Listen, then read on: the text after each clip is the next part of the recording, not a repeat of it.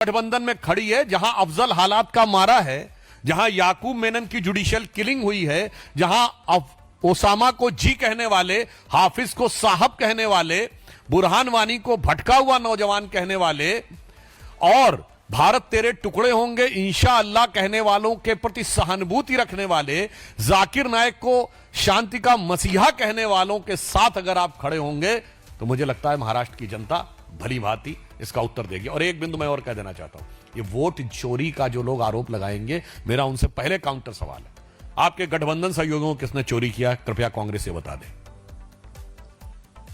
पुनः मैं कांग्रेस से रिपीट करना चाहता हूं, आपके गठबंधन सहयोगियों को कौन चोरी करके ले गया है? उसमें श्री नरेंद्र मोदी जी और श्री अमित शाह जी का कोई रोल दिखता है कि आपको कुछ नहीं, आप अपना साथ में नहीं रख पाए हैं। और इसे मैं कहूंगा कि यह दल मोदी विरोध में घबराकर साथ में आते हैं और उसके बाद फिर जैसे ही एक दूसरे के प्रति उससे ज्यादा नफरत पाते हैं और अलग हो जाते हैं। मतलब इनके ऊपर जो इनकी चोरी हुई है उसके लिए मुझे पुराना गीत याद आता है कि ये दल एक दूसरे से ये कह रहे हैं कि मिलो ना तुम तो हम घबराएं, मिलो तो आंख चुराएं हमें क्या हो गया। जो एक दूसरे से आंख चुराते रहते हैं वो हमारे ऊपर चोरी का आरोप लगाते हैं, बहुत हास्यास्पद है।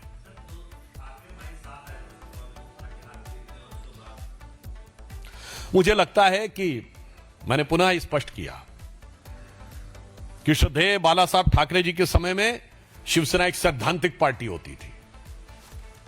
अब आप कल्पना करिए, बाला साहब ठाकरे जी ने कहा था 6 दिसंबर 1992 को रात 10:45 पे बीबीसी की हिंदी सेवा पे उनका इंटरव्यू था, जब उनसे पूछा गया कि आप पे यह आरोप है कि आपके शिव सैनिकों ने तथा कथित बाबरी मस्जिद गिराई, क्योंकि हमेशा कोर्ट ने उसको विवादित ढांचा कहा था, तो उन्होंने कहा था यदि ये आरोप है तो मुझे इस पे गर्व है। और आज उनके साथ खड़े हैं जो मुर्शिदाबाद में बाबरी मस्जिद बनवा रहे हैं।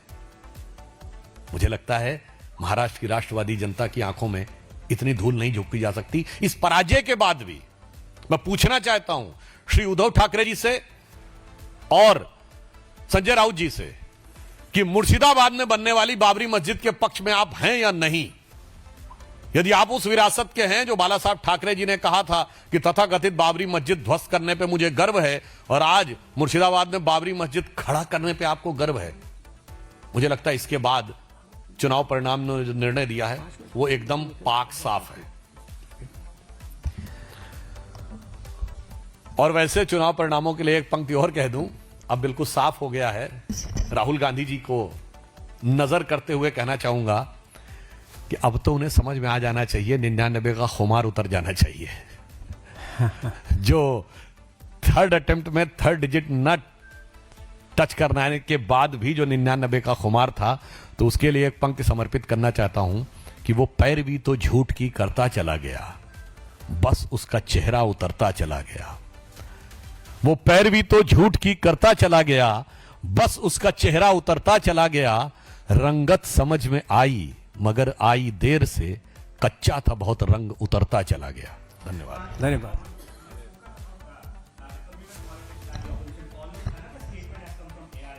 तो फिलहाल आप देख रहे हैं किस तरह से बीजेपी इस समय हमलावर दिखाई दे रही है विपक्षी पार्टियों पर, शायरियों के जरिए, शब्दों के जरिए, और ये शब्द बाण बहुत चुभेंगे। एक बड़ी खबर 3:30 बजे बीजेपी दफ्तर पहुंचेंगे सीएम फडणवीस। बड़ी खबर 3:30 बजे का वक्त होगा जब देवेंद्र फडणवीस पहुंचेंगे बीजेपी दफ्तर। कार्यकर्ताओं के उत्साह को वहां पर सराहेंगे और कहेंगे कि आपका योगदान कितना अहम रहा। अमृत जुड़े हुए हैं, पूरी जानकारी की देंगे आप तक। अमृत, कुछ ही देर में सीएम फडणवीस देखिए पहुंचेंगे, वहां का माहौल अब कुछ देर के बाद बहुत अलग रहने वाला है। अमृत। बिल्कुल बिल्कुल सही आपने कहा। 3:30 बजे का वक्त मुख्यमंत्री देवेंद्र फडणवीस के बीजेपी कार्यालय, जहां पर इस वक्त हमारी मौजूदगी है, यहां पहुंचने का है। थोड़ा इसमें 10-15 मिनट, आधे घंटे का फर्क पड़ सकता है, लेकिन बड़ी बात यह है कि ये जो जीत है ये देवेंद्र फडणवीस और बीजेपी की एक बड़ी जीत है। जिस तरीके से वे आगे बढ़े, मैं लगातार ये बता रहा हूं, और लगातार रिपब्लिक भारत की जो टीम ग्राउंड जीरो पर है, वहां हम जो देख रहे हैं, हम जो एक्सपीरियंस कर रहे हैं, वहां सीधे तौर पर इस बार बीएमसी अगर ठाकरे परिवार से खींचकर महायुति तक पहुंचती है, अगर एकनाथ शिंदे और फडणवीस की मेहनत है, तो इसमें सबसे बड़ा इंपैक्ट जो है वो देवेंद्र फडणवीस का है। और मुख्यमंत्री देवेंद्र फडणवीस यहां आने वाले हैं। आप यहां उत्साह देखिए, बीजेपी कार्यालय में तमाम तैयारियां अंदर की गई हैं। एक तरफ मिठाइयां बनाई गई हैं, दूसरी तरफ यहां पर आप देखिए ये तैयारियों की हम आपको तस्वीर दिखा रहे हैं। और ये झंडे इस वक्त बीजेपी के लहराए जा रहे हैं। करीब सवा घंटे 1.5 घंटे में यहां मुख्यमंत्री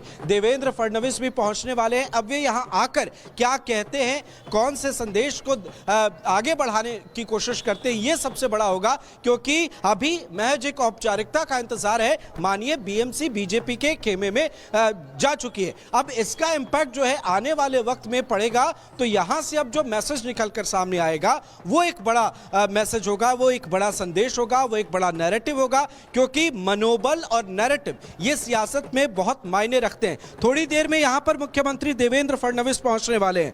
इसके साथ ही ये चुनाव बीएमसी आपके पाले में है, तो माना जा रहा है कि इसका एक इंपैक्ट विधानसभा लोकसभा पर भी पड़ेगा। जरूर, क्योंकि जो आपने देखा होगा कि आपकी जो नेशनल न्यूज़ एजेंसी भी पूरा दिन इसी को फोकस कर रही है कि मुंबई में क्या हो रहा है।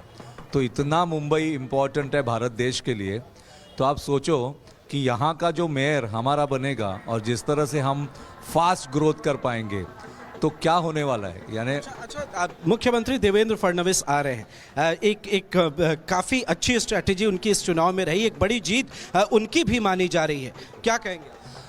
हमारे लिए तो देवा भाऊ, यानी मोदी साहब के बाद जो भी है वो देवा भाऊ है महाराष्ट्र में। जब वो वहाँ मोदी जी है और महाराष्ट्र में देवा भाऊ, यानी दिस इज़ लाइक हम जो काम कर रहे हैं वो उनको बड़े भाई छोटे भाई, और उनकी जो टीम है, उनकी जो स्ट्रॉन्ग टीम है, वो तो यानी हमारे लिए तो गॉड गिफ्ट हो गया। कितनी तैयारियों में हैं आप लोग? क्योंकि एक तो शानदार जीत, दूसरे मुख्यमंत्री भी यहाँ पर आज पहुँच रहे हैं, सबसे मुलाकात करने वाले। अभी बस नाचना कूदना मस्ती करना, सेलिब्रेशन।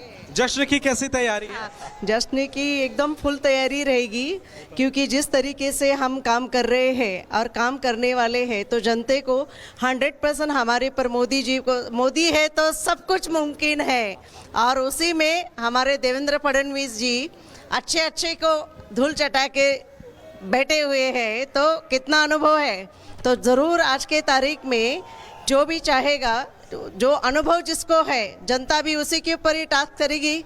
एक बड़ी जीत उनकी भी मानी जा रही है। खड़ी हो जाती। ठीक है, एक बड़ी जीत उनकी भी मानी। ठीक है अमृत, किसकी? वहाँ पे फडणवीस साहब।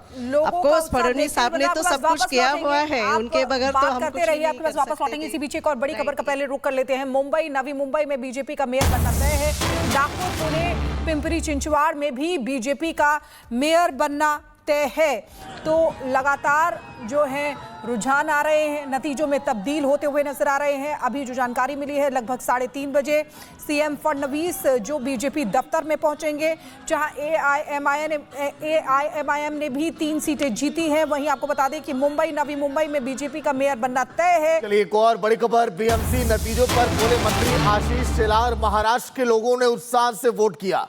सीएम देवेंद्र फडणवीस से मिलने जा रहा हूं और कुछ ही देर में उनकी मुलाकात होगी और बीजेपी दफ्तर में आप देखेंगे सीएम देवेंद्र फडणवीस को भी, जब सभी कार्यकर्ता और दिग्गज नेता वहां पर दिखाई देंगे, कार्यकर्ताओं का शुक्रिया करेंगे।